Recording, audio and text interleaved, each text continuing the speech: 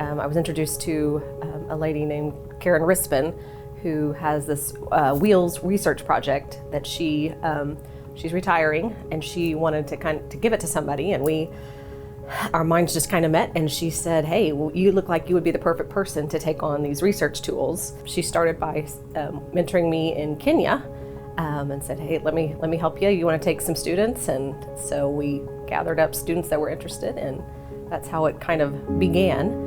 So the core purpose was to go do research in Kenya, looking at 2 different types of wheelchairs that have been made for low-resourced countries.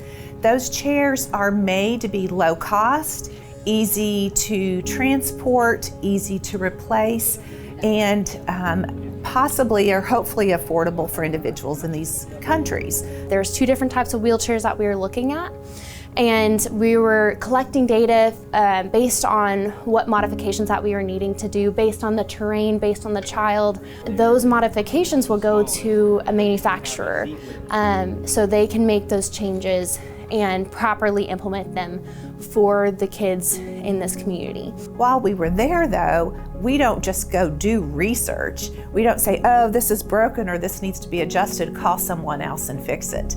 We really went there with a team who, once we did the research, assessed what needed to be adjusted, fixed, adapted for the children and their families. Then we sat there and did that for them. Yes! Yay! For our OT and PT students, they're able to use what they've learned in the first, second, or third year of their school and be able to go and make an impact and fix a wheelchair or look and see how this child needs to be positioned in this wheelchair for function.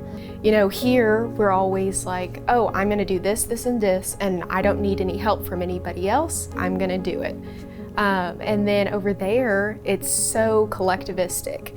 They're very group oriented. It's very awesome to see everyone working together. A lot of the families, the moms will just put the child on their back, wrap them up, and then carry them wherever they need to go.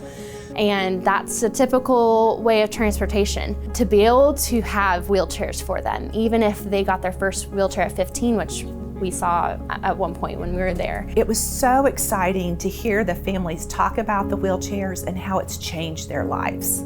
How they can take their child to church now, they can take their child to school, they can take their child to the grocery store. There's this little girl, her name was Faith, and she was so energetic and so excited to be there. And I got to hold her for a little bit while we were interviewing the guardians, and then I actually got to work by myself on her wheelchair with the help of another OT, Luke, who was there. She was in the same room with me, and Haley and Reagan were kind of co-treating her. We got to practice being practitioners in a sense. She needed some company, and so we were practicing sit-to-stands, we were practicing reaching, we were practicing all sorts of fun things, and she was loving it. So I got to see her being treated while also working on her wheelchair. And then after I was completed, I got to see her just smile, and I knew that those adjustments that I had made on that wheelchair really impacted her. And so it just kind of made me all giddy inside. And that was probably one of my favorite parts of the whole trip. Going to another country, regardless of what you're doing there, just opened your eyes culturally and how to interact with different people and relationships, and be thankful for where you're at and appreciate the beauty where they're at. That's how you really learn, is really getting that opportunity. And they got a full dose of that in 1 week of really application and working as a team and doing whatever it takes to help someone function better.